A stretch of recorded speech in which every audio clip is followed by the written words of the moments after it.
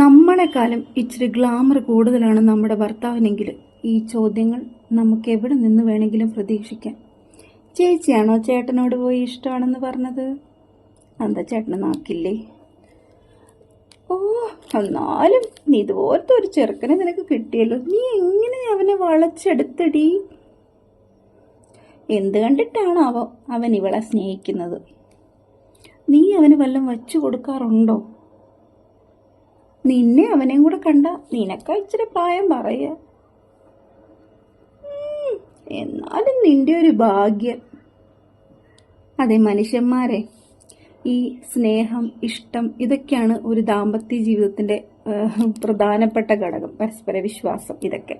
അല്ലാതെ ഈ ഭംഗി, തേങ്ങ, ഇതൊന്നും ഇവിടെ ആരും നോക്കത്തില്ല. അങ്ങനെ നോക്കിയവരാരും വിജയിച്ചിട്ടുമില്ല. അതൊക്കെയാണ് നിങ്ങൾ പരാജയപ്പെട്ടു പോകാൻ കാരണം.